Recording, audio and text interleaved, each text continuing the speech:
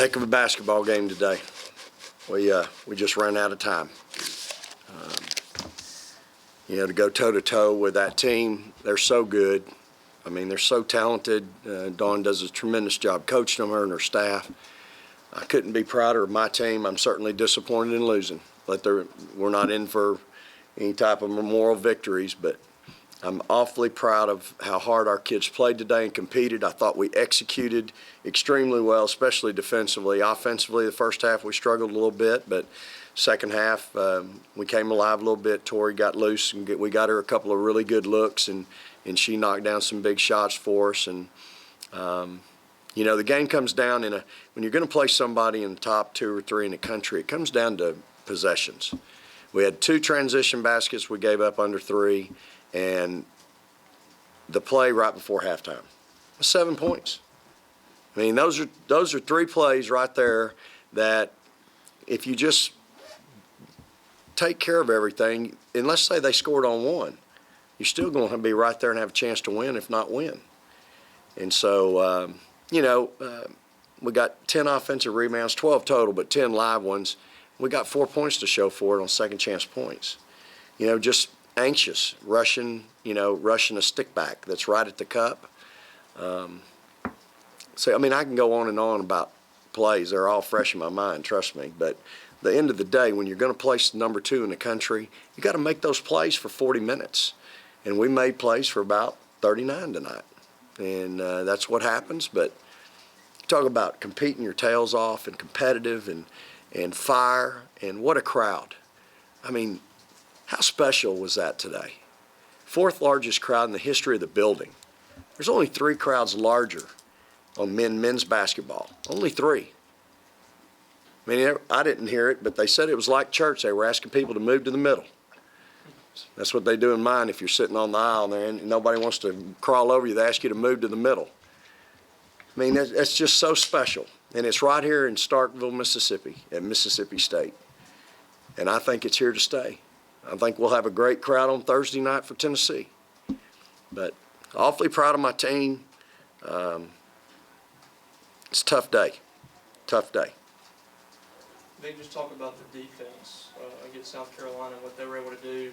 They're shooting 27% most of the game, but continued to stay in it because of that defense. How did you feel like they played? Man, I'm telling you, our 4s and 5s competed their tail off. I mean, they guarded 2 All-Americans down there in Wilson and Coates and held them to 5 for 14.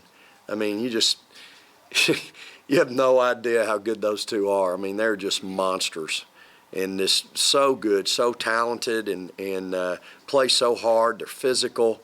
It's just, I'm really, really proud of our kids. My 4s and 5s, Bree, Katera, Chinwei T. Reese came in and gave us some. I mean, they were just competing their tail off down there against those 2. And then Morgan, a lot of times Morgan and Tori and Dom are playing post defense 30 feet from the rim. And what we mean by that is ball pressure. So they can't see to feed the ball down there. They can't make that great pass that has to go down there. So, man, I'm telling you, it's impossible. Really, it is impossible to guard those 2. And we did the impossible today with those 2. We really defended them well. Victoria, can you talk about going up against Tiffany, obviously 2-time SEC Player of the Year? I know she didn't guard you all the game, but just going up against her on offense. Me on offense or she? Yeah, She was guarding you. Well, whoever was guarding you today made it awfully hard on you, didn't they? Yes. So you might want to convey that. Okay. Whoever guarded me today, they did a pretty good job. I was rushing shots and took a couple bad shots, so I guess just them guarding me, and just trailing. I know they there. I'm trying to get my shot off quicker, and that what made me go, I guess, 7 for 25. It seemed like you found your rhythm, though, a little bit late. How much did you feel that you found your rhythm a little bit late? I mean, I was just taking my time on the shots. Like Coach said, like, they ain't gonna be there. Just shoot it normal and just be ready, I guess. Dick, I think you forced 21 turnovers, but only 13 points off those turnovers. Do you think you got enough out of those turnovers, or would you look at looking at? No, and it just seemed like we didn't get anything. I think we got Torrey, we had watched film and knew that if we could get some long rebounds or even a turnover, we had a chance to go by some people in transition. And Torrey did that late in the ball game on a couple of occasions. Dom came down once and hit a baseline jumper, I think, out of transition. You have to be opportunistic with this group, with the group we played against today. I mean, you just can't. I don't want to get in a track meet with them, but I thought obviously in the second half we were opportunistic. I would have liked to have seen us be a little more opportunistic in the first half when we were getting 14, because we only got 7 in the second half. But hey, that's one of the things we do well, y'all, is transition offense, and we've got to get back to doing that. Morgan, can you talk about the crowd and the atmosphere and how much of a lift, if you think that it gave you and the team a lift? The crowd was great today. I feel like every time we made a good play or something, they just pumped us up even more. And they helped us on defense, defense, all that, getting us pumped up. So it was a great atmosphere. I loved it. Vic, when you first got here and you walked out there and there's 1,500 people there at a game, did you ever kind of envision it being like it was tonight at any point? Well, first of all, when I first got here, we didn't have 1,500 for any game, maybe the second year. But, I have to tell you, I did. I mean, look, when we took the job, I knew what it looked like. I knew what 13-7 looked like. I'd been through that. And I'm always I brag on my staff. We didn't panic. We knew what it looked like. We had to sign some kids. I told you the other day we had to sign some kids before we ever played a game, because if they saw us play, we weren't going to get anybody.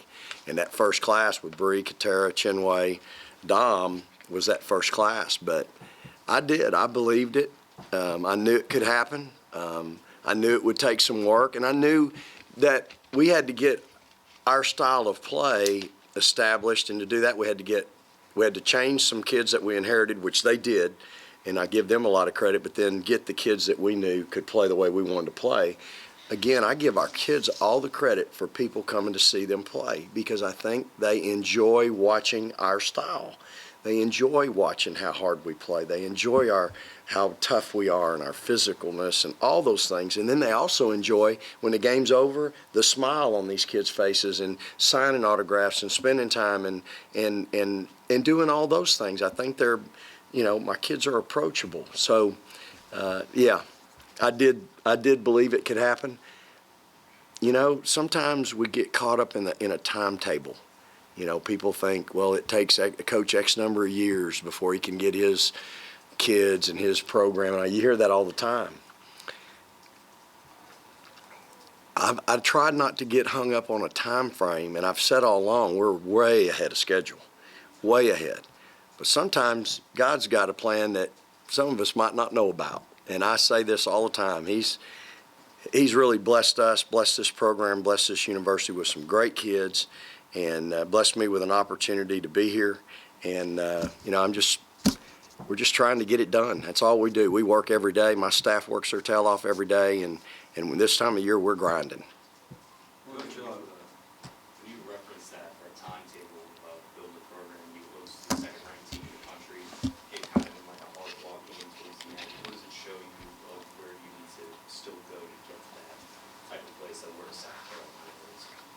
Well, I mean, obviously, you go toe-to-toe with them for 40 minutes, and you're right there. I mean, it's a 3-possession game, basically, when I look at it. But, we got a long way to go. I mean, I've won that game. I've been in this game before and won it.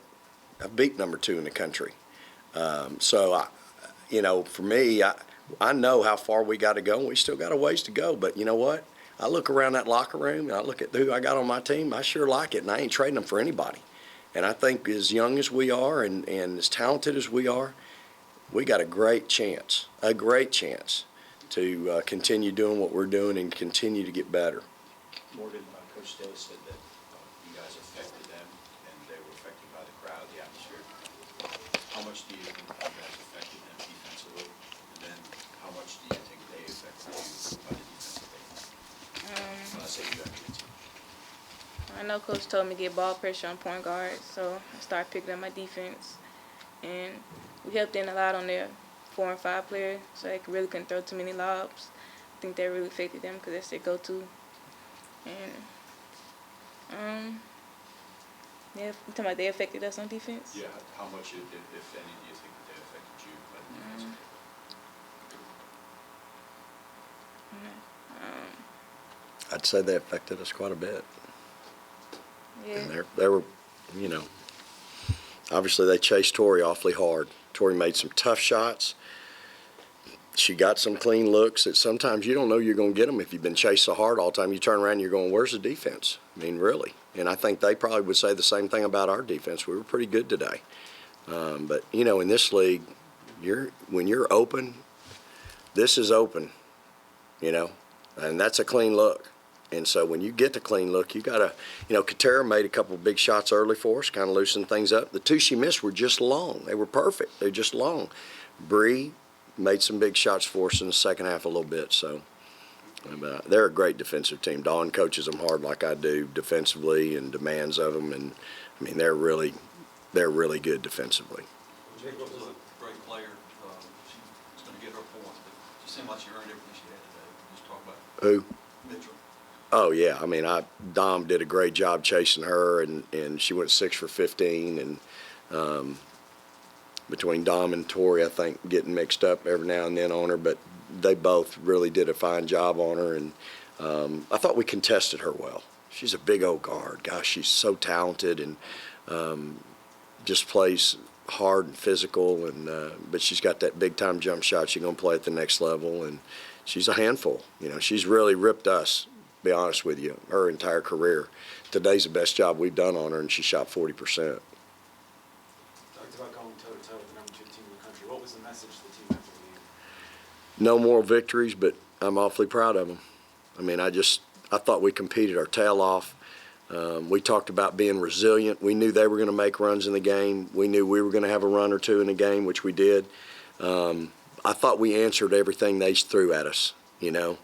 And the competitive spirit of this team and the toughness and the resilience, those were all things on the board, and I thought we just really met those head on. And, you know, again, 16 out of 17. We talked about a lot of positives. 16 out of 17 at the free throw line, forced 21 turnovers. You know, so many good things that we did. They don't, you know, for them, they had 28 points in the paint,